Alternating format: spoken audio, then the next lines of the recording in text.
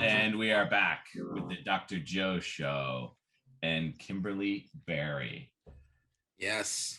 Wow. Kimberly is telling us a remarkable story, remarkable life that you've been leading and helping so many other people as a result of it.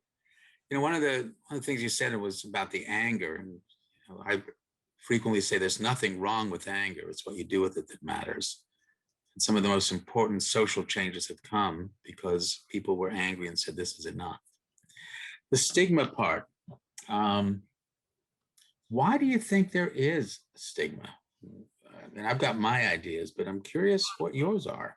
Oh, I can throw out so many things, but as you know, I think all roads lead back to fear, right? In some form or fashion, but fear of judgment, fear of discrimination, fear of rejection, fear of being othered, fear of being ousted from the tribe, fear of being um, looked down upon or pitied, right? I mean, there's so many different reasons.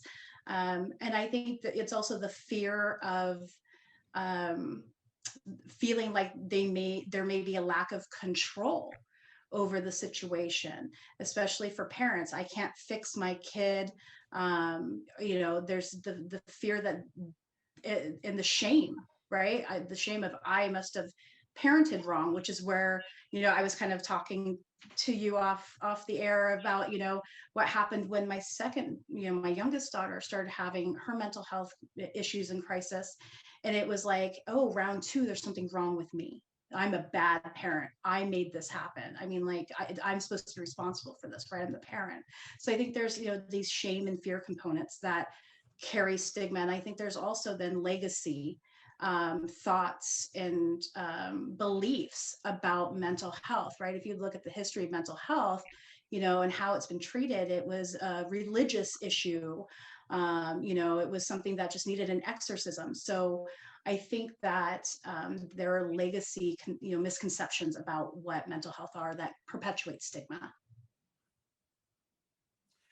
think, I mean, I hear what you're saying. That sounds like the person who's experiencing the imposition of those things, like, am I this? Am I that? What about the idea that, and I agree with the fear part, that stigma is based on mistrust? That if I can't predict what you're going to do, I don't want you as part of my group.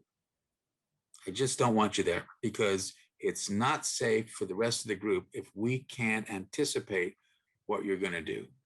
And of course, that is part of what psychiatric conditions are about, is sometimes people don't always respond in the way that we expect. So what do you think about that? I mean, the story you gave about the teacher calling and saying, what's happened? She is now doing great. And the implication is before that, she was not. Correct.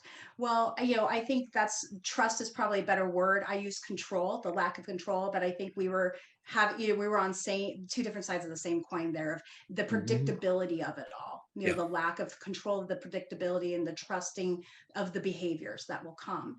Absolutely. And I think,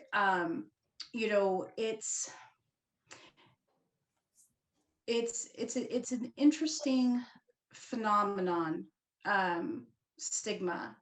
I think, there's, it's so much, I once heard somebody say, it's so much easier to be lied to than to admit that you have been lied to. And that, makes me think about a lot of the denial factors, especially because I do a lot of work with parents. A lot of the denial that parents don't want to, like you said, be mistrusted of their community or being ostracized from the tribe. And so there's the denial. And, one of the things that I've talked about is, my daughter being used as the example in the community of what not to be. Oh, you don't want to be like her, so you need to go to school. You don't. And that parent actually came up and apologized to me a couple weeks ago in the store. And I told Mhm. Dr. Joe about that, because funny enough, right? Her daughter struggled and had several overdose attempts. We get scared and we resort back to the easiest thing that we can do with the information that we have, because we don't know what to do. And that's kind of the education piece, right? Why education is a part of my mission statement, because if you don't know what to do, how do you know, kind of how to react, right? Absolutely. And That's right. so That's we've right. got to arm people with information. And that's what, the Dr. Joe show, who we are and why we do what we do. It's all about that knowledge. And the I am approach is a way to give everybody a roadmap. So we're all doing the best we can. We put these labels on it like bipolar or schizophrenia or happy or sad or successful or weak. We put a label on it.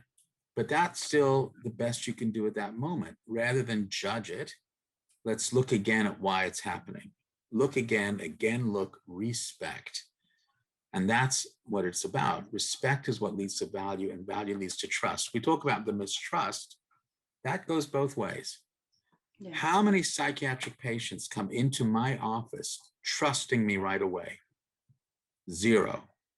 Of course, some of them do because they've heard of the reputation. But besides that, no, because trust has to go both ways. It really does. I've worked with many, many psychiatric folks who have very little faith in the system because they have been stigmatized and sometimes, frankly, mistreated. Absolutely. So, Yes. and we're managing that in our own way all along with the I am approach.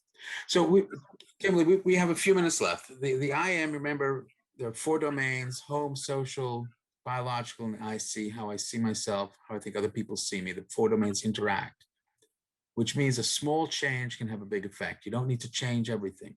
When they added that medicine for your daughter that first time, that small change in the biological domain had a big effect. When they added the SSRI, that small change had a big effect. So, given what we're talking about, what small change can you recommend to our listeners to help them with the stigma?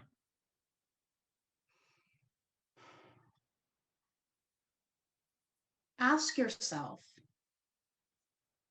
if ask yourself, what emotion am I feeling with this information? Just take a moment to stop and say, what emotion is this? Why am I reacting to this information the way that I'm reacting? Just stop and pause. That's all. Stop and pause and ask yourself, why am I feeling this way? If you're angry, why are you feeling that way? If you're scared, why are you feeling that way? What's really going on? Just ask yourself why. Take the moment to give yourself the awareness. That's great. And from a biological domain, what you've done is you've shifted from the limbic system to your prefrontal cortex. You're thinking and reflecting, why am I feeling this? Wonderful advice. The second truth of the I am. Everyone's got an I am. They're interested in what you think or feel about them. So you control no one. You influence everyone. You get to choose the kind of influence you want to be. Kimberly Berry, what kind of influence do you want to be? I want to be a game changer. I want to be a stigma buster. I want to live a full life with a deep, rich legacy that has broken the paradigm and rebuilt the system. Well, we're all here to help you. We really are. Kimberly, thank you so much for being on the Dr. Joe show tonight. Truly appreciate it. And we are with you every step of the way to break that stigma. Thanks for being here. Thank you. Thank you. All right, folks, we'll see you next week on the Dr. Joe show. Stretch the